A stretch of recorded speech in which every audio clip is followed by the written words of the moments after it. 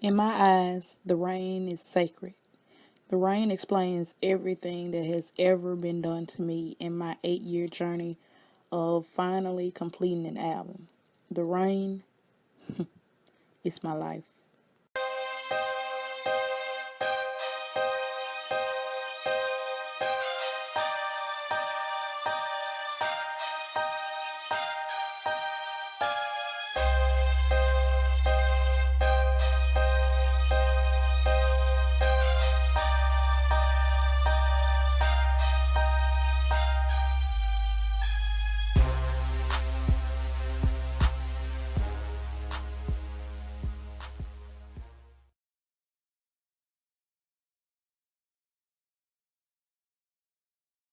When I wrote The Rain, the opening track of my album, it was originally named Dream.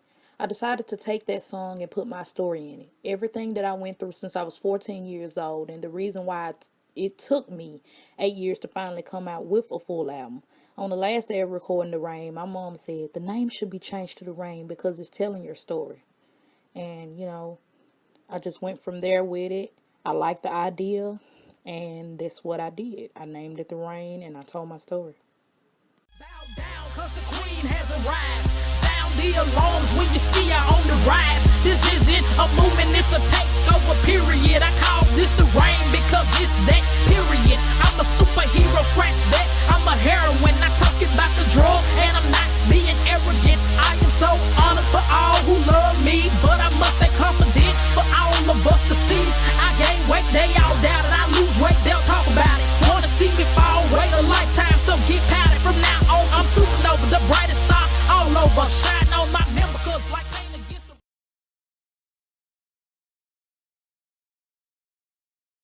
CO Menace was one of those songs where I was really feeling myself. When I wrote the song, I thought to myself, hey, I call my soldiers my Menace military, so why can't I be the CO, which is the acronym for a commanding officer, like the commanding officer of a real military.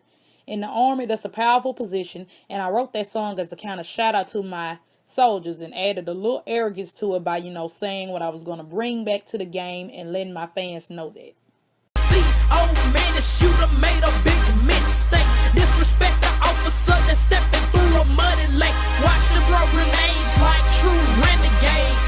Lyrical warfare, the weak can't sustain. You drop lyric bombs, I plot landmines. When you think you ran away, you explode blindside. I salute, they salute, we salute. It is true, what we do what we do. Come to my side, I promise.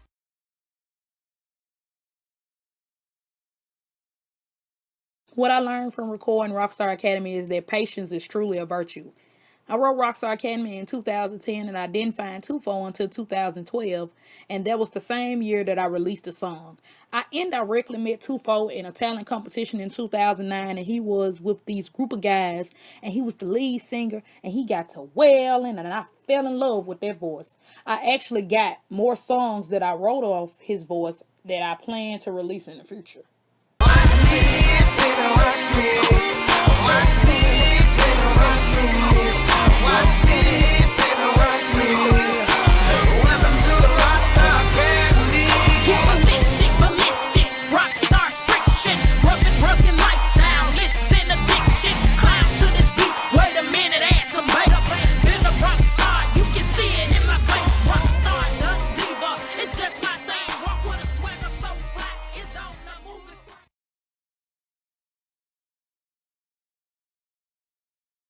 I had so much fun writing Banana Loco that it's truly pathetic. I was saying, hey, I'm crazy as hell, and I'm just going to write a random song that everybody can dance and jig to. I was like me saying, if you're crazy, be crazy. If you feel like running on the floor and everyone is looking at you like you're crazy, it doesn't matter because you're crazy and you're having fun. I feel we're all a little crazy. And that's why Banana Loco is basically a song about crazy people. Shake to this beat, thunder shake to this beat. I'm throwing a party, I throw it so loco. Grab a banana and move, cause I say so. Bounce to this beat, jig and bounce to this beat. Shake to this beat, thunder shake to this beat. I'm throwing a party, I throw it so loco. Grab a banana and move, cause I say so. Run to the flow, go and run to the flow. Dance on the flow, go and dance on the flow. Grab me a straight so ballistic I go. I'm on the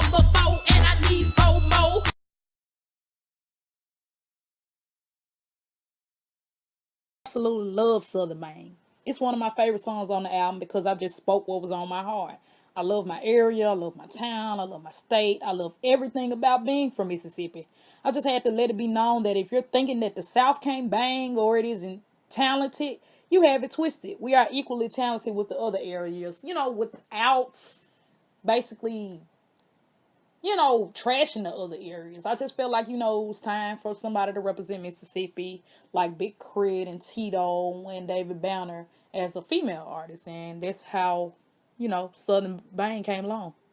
They second guess the dirty South, that's spewing garbage out the mouth. I call this one Southern Bang, the genre we all about. I been the stop yapping, Southern Bang is persona. I don't have to trap to bring lyrical drama. These Southern rappers something else, we tighter, that's a close kid. We hacking up that venom. These other rappers pretend we underrated, we know.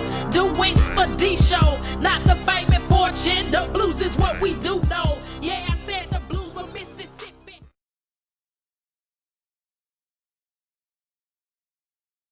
I honestly feel just like the Misfit is saying every day. I always felt that I was different from others. I like to read, I like to write, I like to do a lot creatively. Music is only a part of me because before I took music seriously, I originally wrote short stories, poems, essays, etc. And I still do that now. Music is just a whole nother level for me and I love everything about it. Music is my life, but we can't deny that today's world isn't changing. This is what the Misfit is about. Say I'm going in without a record deal. Menace ain't talking sex, she don't get the crowd thrill. I don't care about altering, I just want them C's back. When we ran the game, not sex posing up on legs, calling out them C's. We need plenty of them back. I'm starting to think we need science to get pop back. Dig up, Biggie, get like out of retirement. Go and get Eve and miss it for excitement. Tell Queen to you.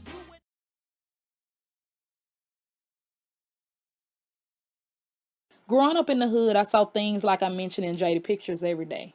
Jaded Pictures was a poem I wrote, and when I wrote it, it just so happened to match with one of the beats I was going to use for my album.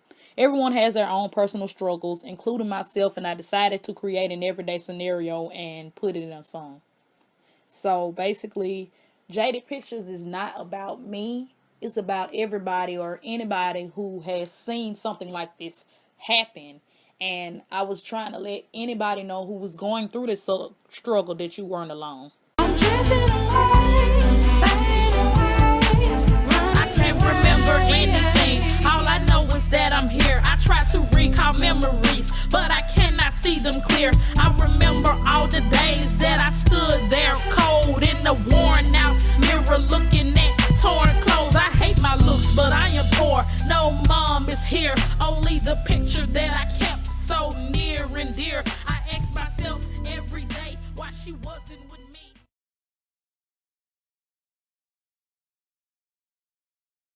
I have never ever written a techno style song until I wrote Lights. It was so different from everything I wrote, and I was afraid, honestly, to put it on the album at first because it was so different. I went back and forth with it, and then I decided to break out of that fear and just release the song. I actually liked the hook. It was kind of funny, it was catchy, it was quirky, and I just went from there with it. I loved it when I did it in the studio and I released it and decided to, put it with The Rain. Silhouettes over here and I vogue over there. This party is legit and their hands are in the air. Up in the club, toasting up, glass clanking. I'm about to be a part of this never ending drinking. I need a vacate, so I say, hey, how about I make a celebration today? The drink in my cup, the cup toast up, so I'ma spit beer like my name Rosé, some Chardonnay. Does sound nice, I'm drinking and thinking about these lights.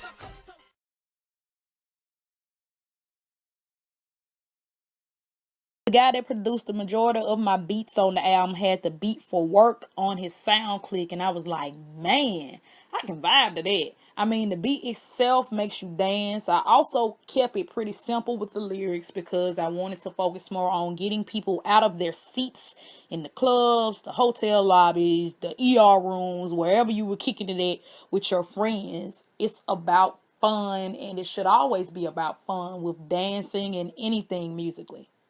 Get turned up, then work the flow. Get turned up, then work the flow. Pick it on up, then drop low. Pick it on up, then drop it low.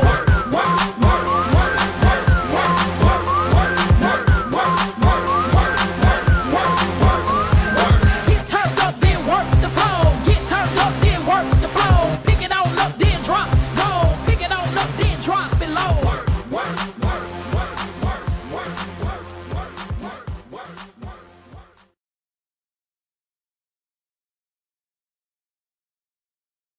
Homestay Homage is my favorite song on the entire album and from anything I have released thus far.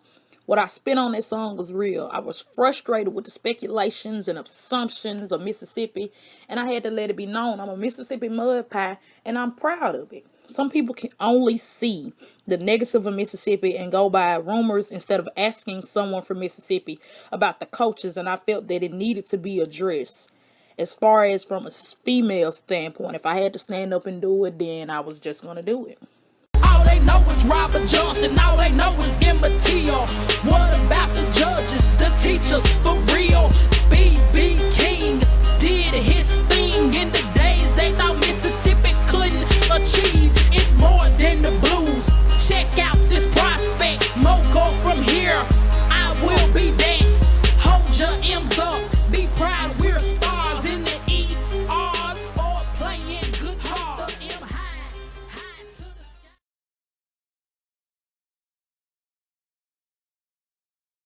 sky. Who knows me knows that I'm very outspoken, loud, rambunctious at times, and blunt. I speak my mind and I don't care who likes it or not. I care too much about my loved ones and people in general to even fix my mouth to lie. But the thing was, I was not using the same mentality in my music. I felt that I was in a studio shell, afraid to be myself, and the inner me was like, girl, screw everything and state how you feel every day in your music. Stoney isn't really an alter ego. She is who I am and who I was afraid to show. Warrior princess, it's Stony Vicious, beating on my chest, but a Congo I envision. Share a verse with Menace, alright, I get it, I've always been here. She just stopped pretending, they say the flow is sick, where the West Nile at? They wanna claim queen, tell me where the crown's at. Dark like a lima, tell me can you see ya? Stony, don't trip, laugh like a hyena. I'm a lioness, watch how I end things, lyrically wounded from the claws that I bring. I got many cubs trying to learn from me, see them come.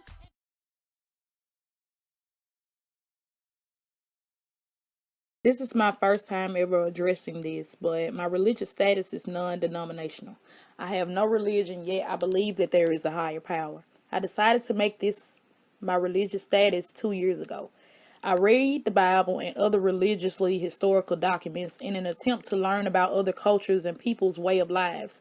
Omega is one of those songs where I kind of spoke out against religious corruption and then the end tell you that I believe in a higher power so that I won't be confused with bashing anyone's religious prophets. The new Christianity looking like pure insanity, judging the unbelievers to get the preacher's vanity. If I am a Christian, I can't mingle with atheists, embedding your own filth, your toxins. I vaporist, my best friend's a Mason. I'm in the devil's cause. It seems like you don't get the message at all. Are you being good because you fear hell? Do you go to church for a story to tell? Are you doing good deeds to get one in return? The moral of the story is we all have to learn to get along in this world.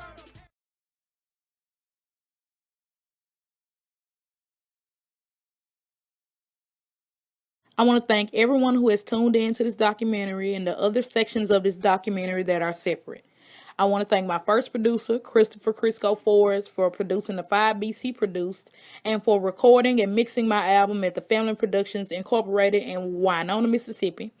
I want to thank my second producer, Glenn A.G. Hustle Strong, for producing the 7 tracks he did and for being an excellent supporter in this.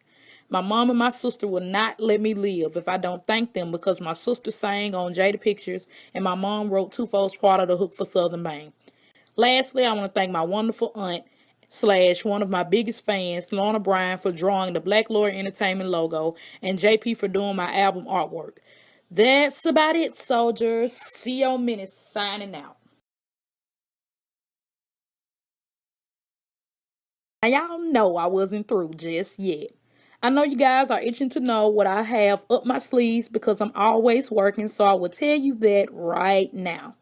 Be informed that when I say a date or a month, it is final, and to bear with me because I'm working hard to get new things to you. Jungle Flow, the music video, will be released in April of this year. It's a don't miss video, I promise you that. Southern Bangs music video will be released in June of this year.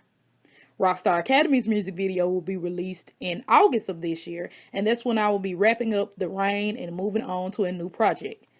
You guys have been hearing me talking about a mixtape entitled Crossovers and Contemplations, which will be released officially on October 4th, 2014. I chose this date because it's my aunt's birthday who drew the Black Glory logo, and she is one of my biggest fans. She has no idea about this until now. I don't know when and what videos I released from the mixtape yet, so I will let you know that or simply release them around the time of my mixtape's release. Thanks for watching, and subscribe to my YouTube, my Twitter, my Facebook, my Instagram, and my Tumblr. If you search my name, you will find me. Peace.